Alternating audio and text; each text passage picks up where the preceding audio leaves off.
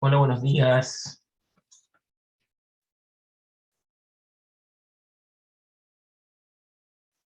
¿Me escucha? Buenos días, profesor. ¿Cómo están?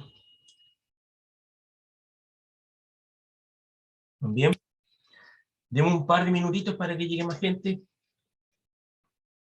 porque habemos, incluyéndome a mí, 8 personas, pero es mejor esperar a que lleguen un par de personas más. ¿Alguna duda? ¿El trabajo lo han hecho? Acuérdense que el plazo vence hoy día, a las 23:59. Así que mi consejo no es, buenos días, doña Fabiola, no esperen a las 11 de la noche, a las 10 de la noche, porque de repente la tecnología falla, y o se cae internet, no suena fatalista, pero es así, es así. Y es mejor subir el trabajo un par de horas antes para evitar ese tipo de problemas, porque si no lo logran subir dentro del horario, no es conmigo con quien tienen que excusarse, con la jefa de carrera. Entonces, ese es mi consejo, evitar los posibles inconvenientes a la última hora. ¿Alguna pregunta, alguna duda de la materia que hemos visto hasta el momento? Recuerden ustedes que la evaluación de la unidad 3 es el próximo sábado 7 de mayo, sí, 7 de mayo, de las 8 a las 10 de la mañana, y después de las 16 horas hasta las 18 horas van a rendir el examen. Ya, vamos a comenzar porque veo que no llega más gente. Hoy día nos corresponde analizar la última unidad, la unidad 3, que se denomina deberes y responsabilidades funcionarias y sus implicancias. Entonces, reitero, hoy día finalizamos la asignatura estudiando la tercera y última unidad, denominada deberes y responsabilidades funcionarias y sus implicancias.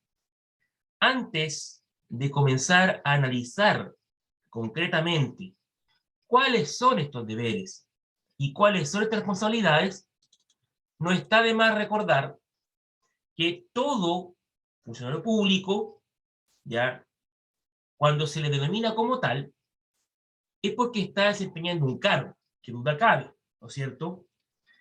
Es como un traje, es como un traje. Pero ese traje, debajo de ese traje, se encuentra una persona humana, ¿ya? Y como tal, esta persona humana, además de tener responsabilidades, además de tener cargas como funcionario público, también tiene derechos y también tiene obligaciones como persona natural, como persona humana, ¿ya? Y esos derechos que tiene tanto como persona natural y también como funcionario público están garantizados por la Carta Fundamental, están reconocidos por la Constitución del 80, ¿ya? Y esos derechos y esas cargas también se pueden denominar civiles y políticos, ¿ya? Vale decir, o dicho de otra forma, una persona que desempeña la función pública, esto es, un funcionario público, tiene dobles derechos y dobles cargas. ¿Por qué? Porque como persona natural, y ahí me incluyo yo, persona civil, todos los que estamos en esta sala tenemos derechos civiles y políticos que están reconocidos en la Constitución. Pero ustedes, que son funcionarios públicos, a diferencia mía, tienen más derechos y más obligaciones en su calidad de funcionario público, por así decirlo, ¿ya? O también se puede decir, de otra forma, que cuando ustedes, o una persona en realidad, se incorpora a desempeñar la función pública y comienza a ejercer un cargo de planta o un cargo de contrata dentro de un específico órgano estatal, esa persona pasa a ser regulada o pasa a regirse por un estatuto jurídico especial, por un régimen jurídico especial, dice la ley, ¿ya? Y ese régimen jurídico es de derecho público, derecho administrativo, derecho político, ¿ya? Y en este caso, que el ramo que nos convoca, ese estatuto jurídico especial de derecho público se llama o se denomina régimen estatutario. Aclarado esto, entonces, ahora sí vamos a entrar de lleno al análisis de cuáles son los derechos funcionarios, primero que todo. Y aquí ustedes van a recordar conocimientos. ¿Qué duda cabe? Repito, ¿qué duda cabe? Que todo funcionario tiene derecho, y lo dice el Estatuto Administrativo, a gozar de estabilidad laboral, ¿ya? Y también tiene derecho a ascender en su respectivo escalafón, salvo, dice la ley, salvo a aquellos cargos de confianza. Díganme ustedes, si no, que ustedes, valga la redundancia, tienen una estabilidad laboral, ¿ya? Y también están, y algunos de hecho lo han hecho, me imagino yo, han ascendido en el escalafón, ¿ya? Eso está establecido en la ley. Segundo, también todo funcionario público tiene derecho a participar en los concursos. ¿Para qué? Evidentemente, para poder mejorar su remuneración y el grado dentro del escalafón.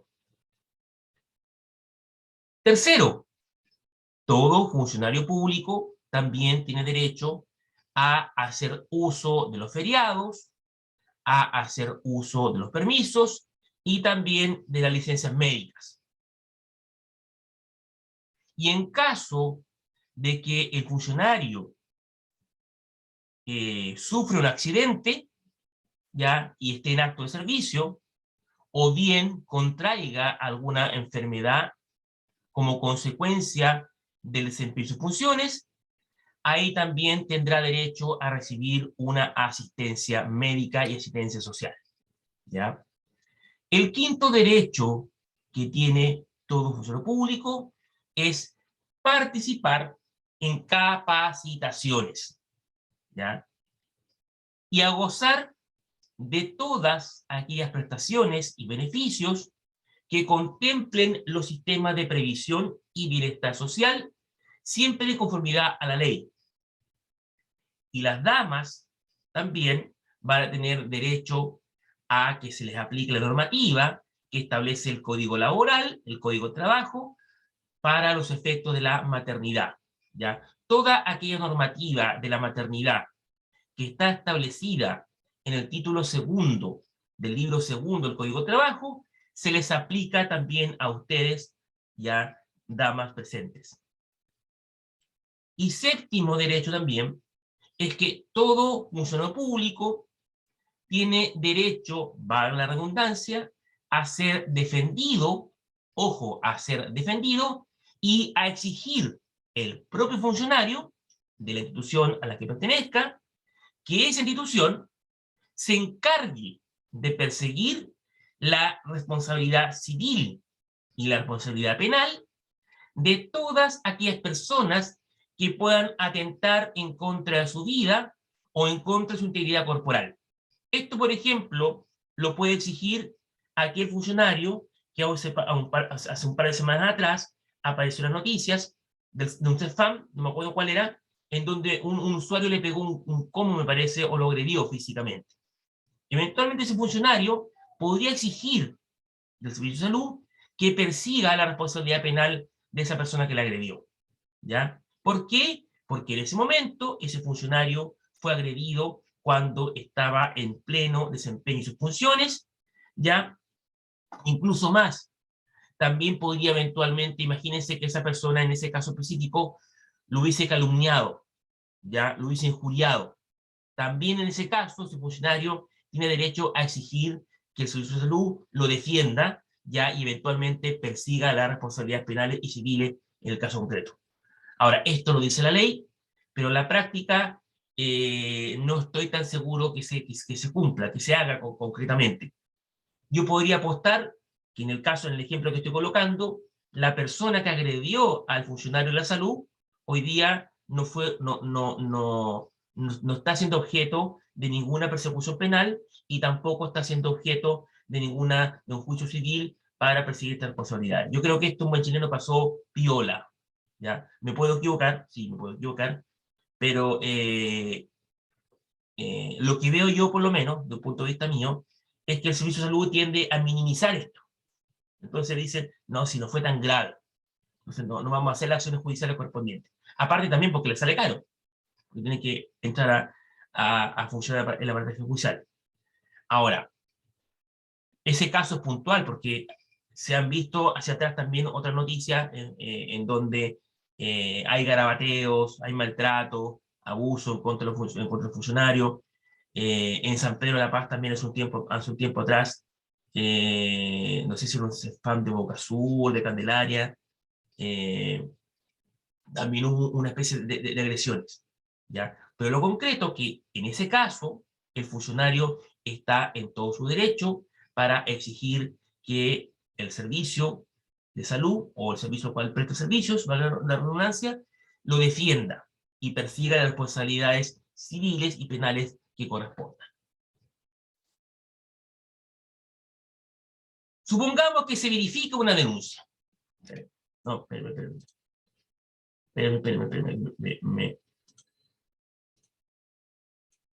Ahí sí que sí. Ya. Supongamos que se verifica una denuncia. Supongamos que el funcionario... ¿Se me escucha bien, no es cierto?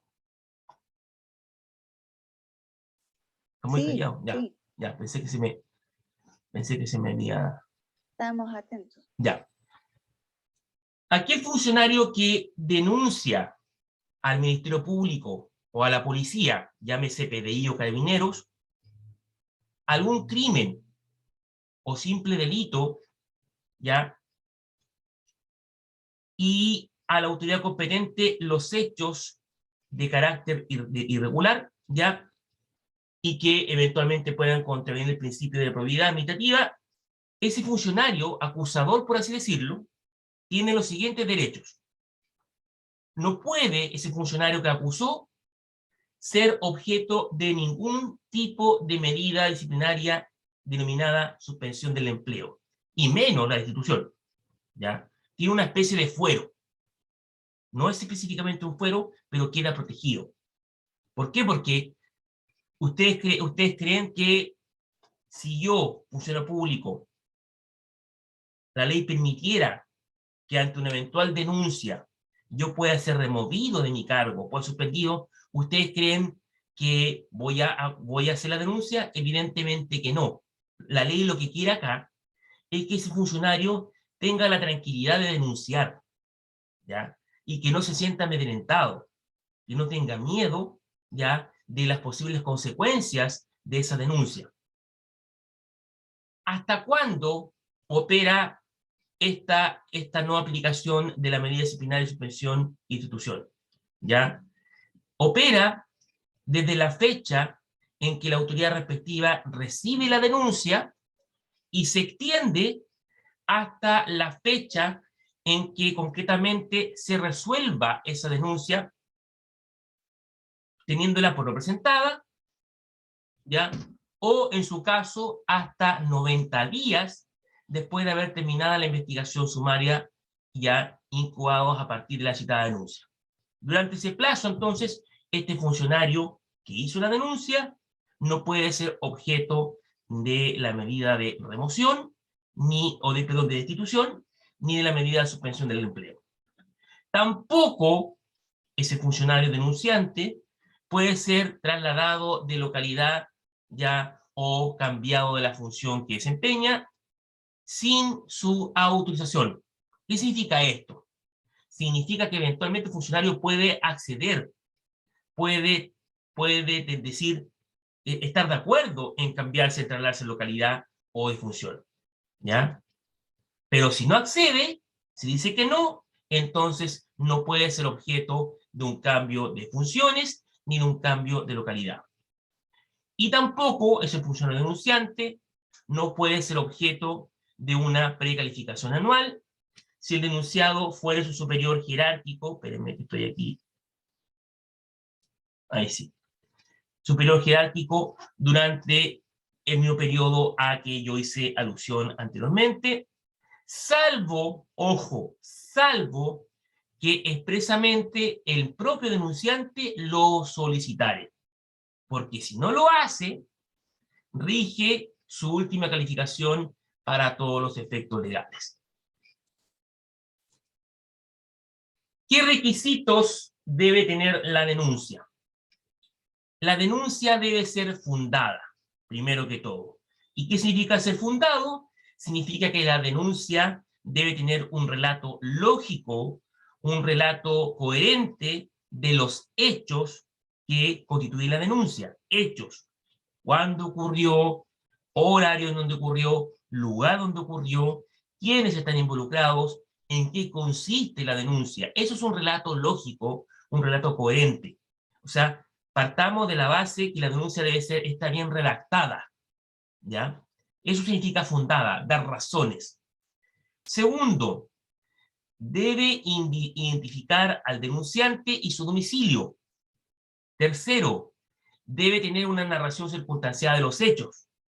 Cuarto, debe individualizar a las personas que hubieran cometido los hechos y las personas que lo hubiesen presenciado o que tuvieran noticias de ellos, obviamente siempre y cuando estas circunstancias le consten al denunciante, porque si no le constan, no se puede cumplir con el requisito. Quinto, el denunciante, a su denuncia, debe acompañar los antecedentes y documentos que le sirvan de fundamento, siempre y cuando también ello sea posible. Sexto, la denuncia siempre debe formularse por escrito y también siempre debe ser firmada por el denunciante. Y si éste no pudiera firmar, la ley dice que debe hacer un tercero ruego. ¿Ya? ¿Por qué creen ustedes que la denuncia debe hacerse por escrito? ¿Cuál es la razón de eso?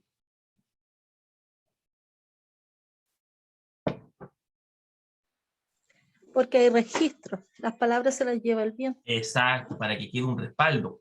Y no solamente un respaldo para el denunciante, sino también un respaldo para el denunciado, para que después no cambie la versión. Usted dijo esto y quedó escrito, ahora no puede cambiar lo que dijo.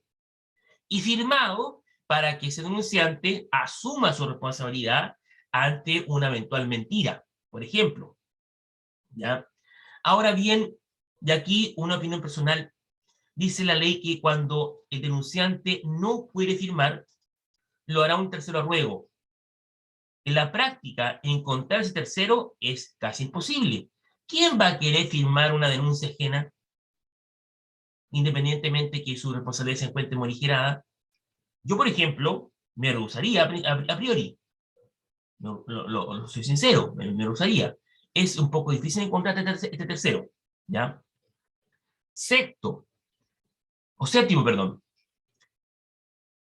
Espérenme, estoy emitiéndolo a los rezagados. El denunciante, eventualmente, puede solicitar que respecto de terceros se decrete el secreto. ¿Pero el secreto de qué? El secreto de la identidad denunciante. O sea, yo voy a denunciar, pero cuando voy a hacer la denuncia digo, por favor, que mi identidad se mantenga en reserva. ¿Ya? Y también, eventualmente, que se mantengan en reserva los datos que puedan servir para identificarme.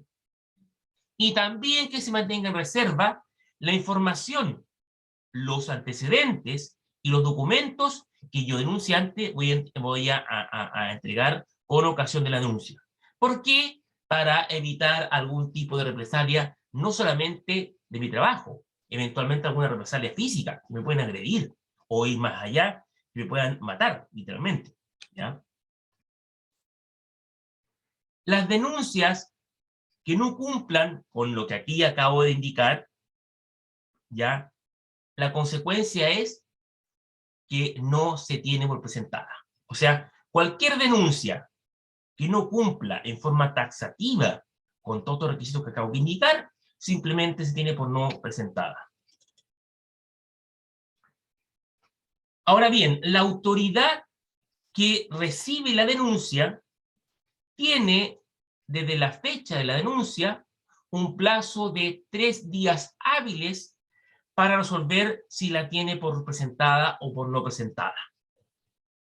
En caso de que la autoridad que reciba la denuncia no tenga competencia para resolver sobre dicha admisibilidad, tendrá entonces 24 horas para remitir la denuncia a la autoridad que esa autoridad no competente estima competente.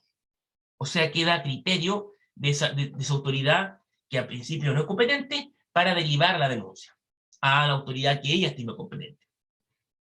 Ahora bien, si pasó este plazo de 24 horas y no hay ningún tipo de pronunciamiento sobre la procedencia de la denuncia, entonces la ley dice, ok, como aquí nadie se pronunció, entonces yo, legislador, estimo que esta denuncia se va a tener por presentada.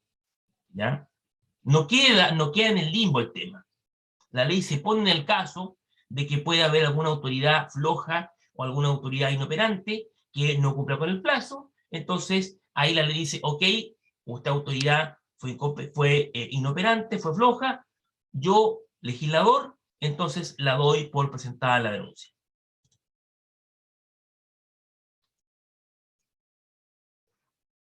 Otro derecho, espérenme, otro derecho que tiene, otra facultad en realidad, otra facultad que tiene derecho un funcionario público es el derecho a vivienda.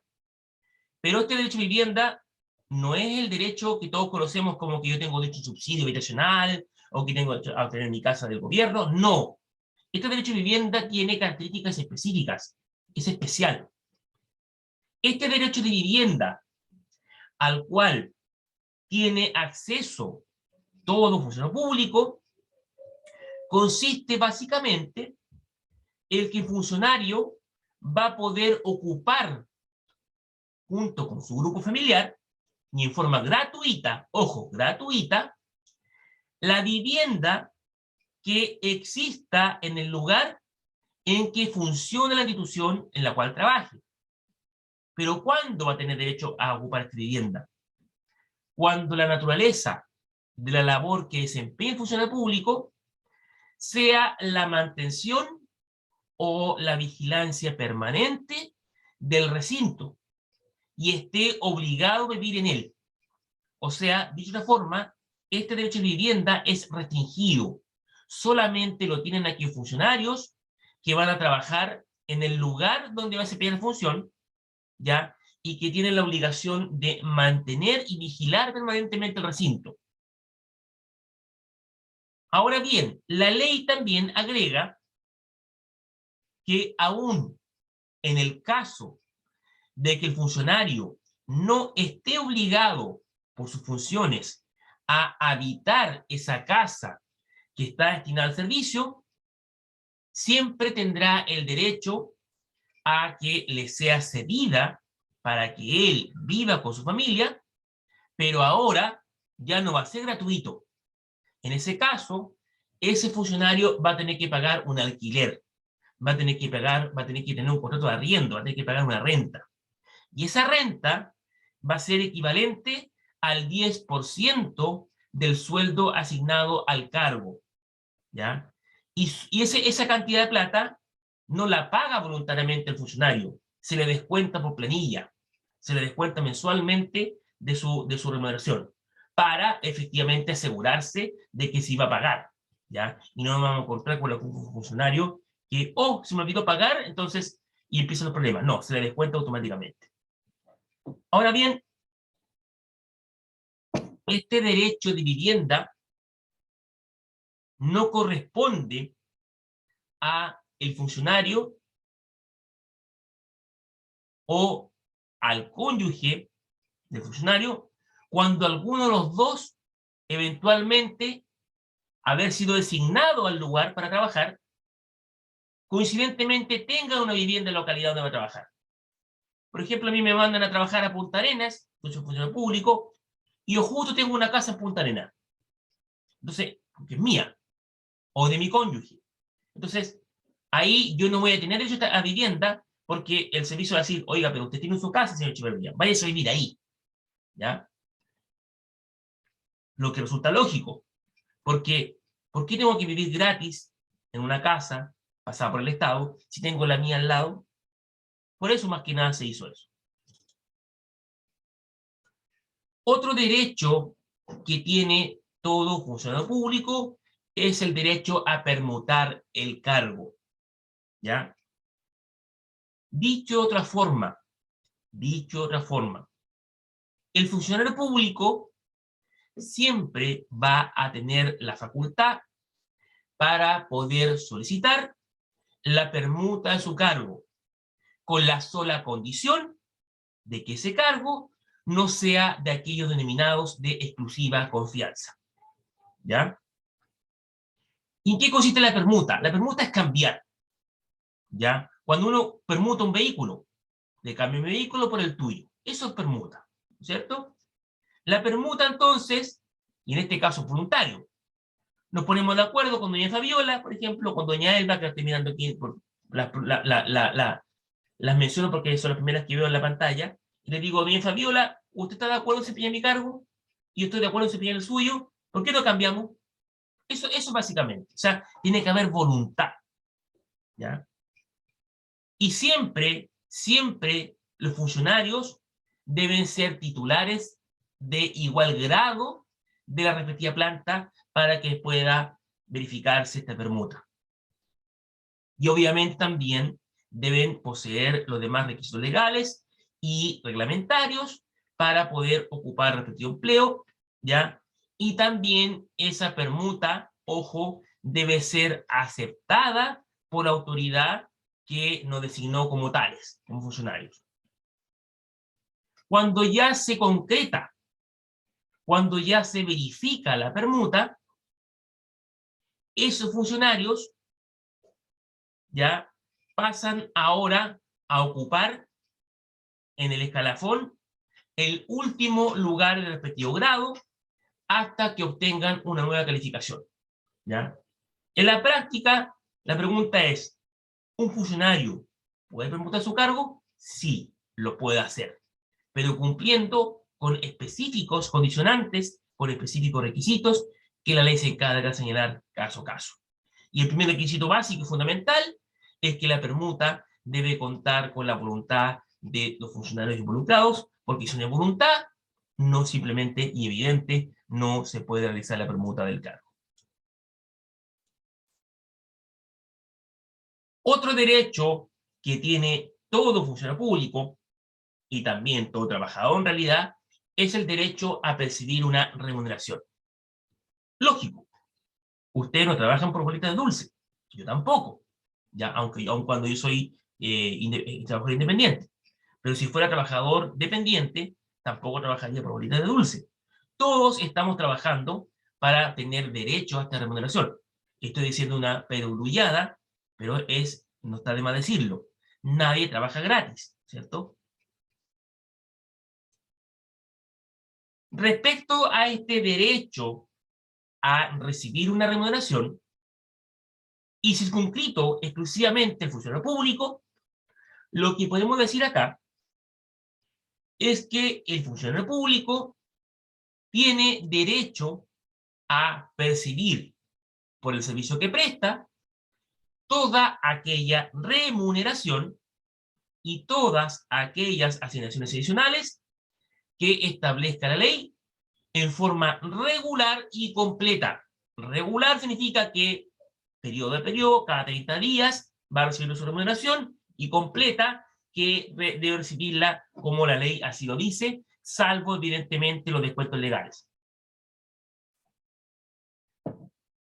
¿Y desde cuándo se devenga la remuneración? La ley responde a esta pregunta. La ley señala que la remuneración se devengará desde el día en que el funcionario, desde el mismo día, ojo, mismo día, desde que el funcionario asuma el cargo. O sea, yo asumí hoy día el cargo, 30 de abril, desde hoy día ya tengo derecho a percibir esa remuneración, obviamente, hacia adelante. ¿Ya? Y se paga, dice también la legislación, por mensualidades iguales y vencidas. Vale decir, yo trabajo y después me paga. No en mensualidades anticipadas. La fecha efectiva de pago de mi remuneración podrá ser distinta dependiendo del organismo de que se trate, solo cuando expresamente lo disponga el presidente de la República. Esto va a depender del servicio público de que se trate. ¿Ya? Ahora, si el funcionario público, para poder asumir su cargo, necesita trasladarse a otro lugar, distrito de su residencia, por ejemplo, yo estoy en Concepción, y me dicen, usted, señor Echeverría, tiene que trabajarse de abogado de la gobernación de Punta Arenas. Y me tengo que trasladar para allá. ¿Desde cuándo comienzo a recibir mi remuneración? ¿Desde el momento en que llego a Punta Arenas y me instalo en mi escritorio? No. La ley dice que en ese caso, la remuneración se va a comenzar a devengar desde el día en que éste emprende el viaje. Vale decir, hoy día yo tomo el avión a Punta Arenas para estar el día lunes trabajando y mi remuneración comienza a contar desde el día y no desde el día lunes cuando yo estar instalado en Punta Arenas trabajando. ¿Ya? Ahora, si mi trabajo, por ejemplo, me contratan como abogado de la embajada no iba a decir Rusia, no, otro país mejor, cualquiera, China, ya, China.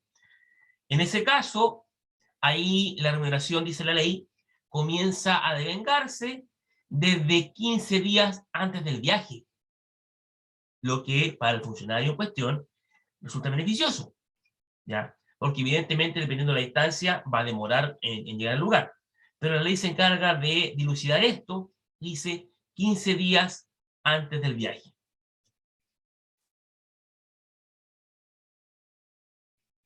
Respecto a la embargabilidad, ¿usted sabe lo que significa embargar o no? ¿Cuándo yo embargo algo? Judicialmente hablando, ¿eh? ¿Qué significa embargar? Dígame si no saben. No, pues ya ahí yo lo explico.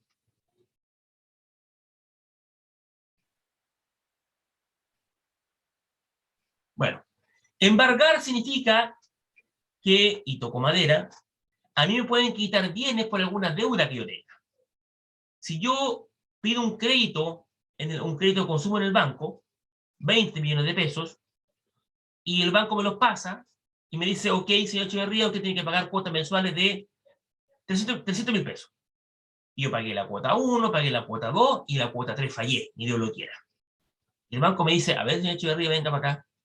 Le pasamos 20 millones, usted comenzó como caballo inglés, pagando, y la tercera cuota falló. Y la cuarta también, la quinta, la sexta, y así sucesivamente. Y el banco me demanda.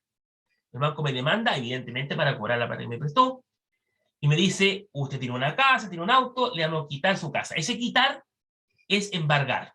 Bueno, desde el punto de vista del funcionario público, la remuneración del funcionario público sí puede ser embargada. Ojo, sí puede ser embargada.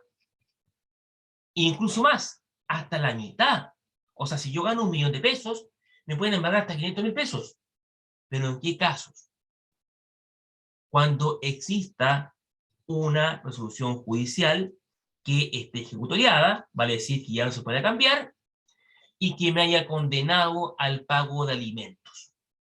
Por lo tanto, dicho de otra forma, todo funcionario público que sea padre y que esté obligado judicialmente a pagar una pensión alimenticia, le pueden embargar hasta el 50% de su remuneración si no quiere pagar voluntariamente. ¿Ya? ¿Qué hace? ¿Cómo opera esto?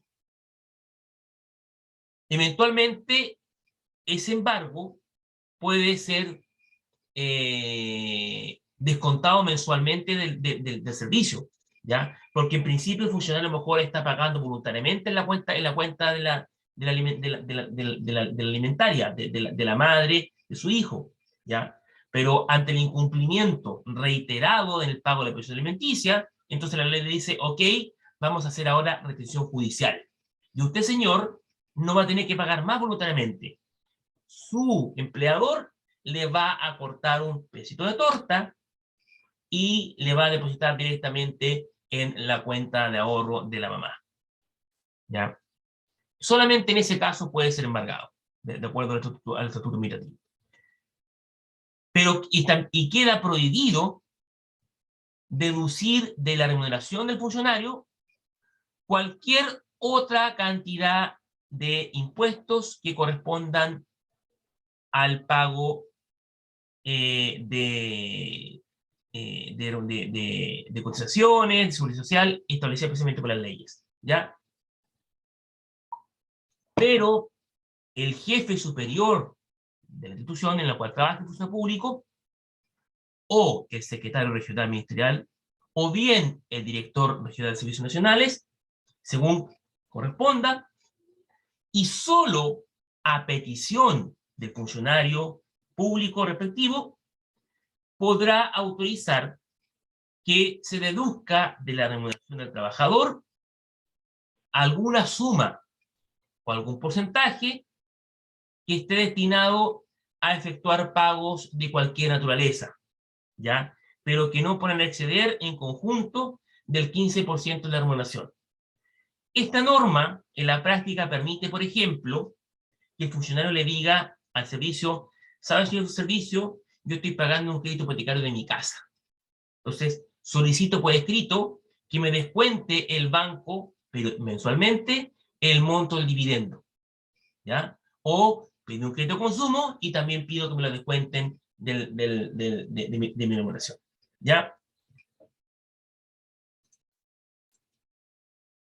Otro derecho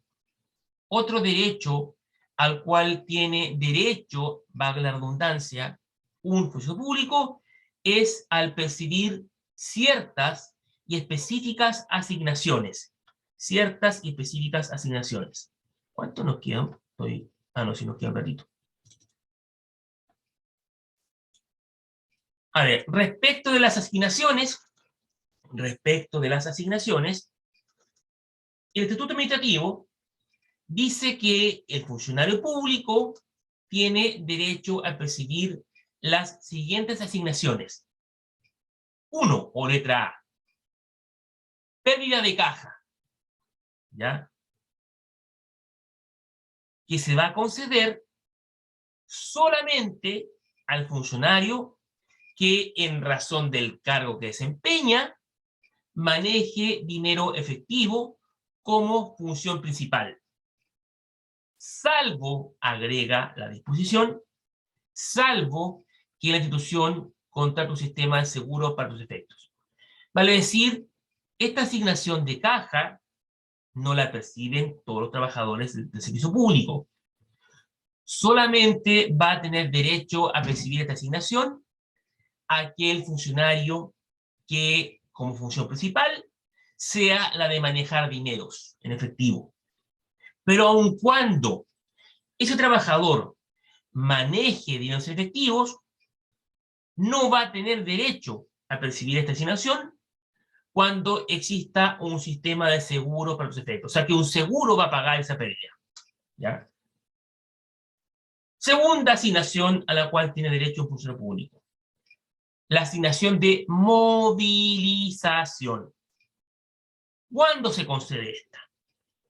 Se concede al funcionario que, de acuerdo a la naturaleza del cargo que desempeña, deba realizar periódicamente visitas domiciliarias o desarrolle labores inspectivas fuera de la oficina en que desempeña sus funciones habituales, pero siempre dentro de la misma ciudad, a menos que la institución proporcione los medios correspondientes.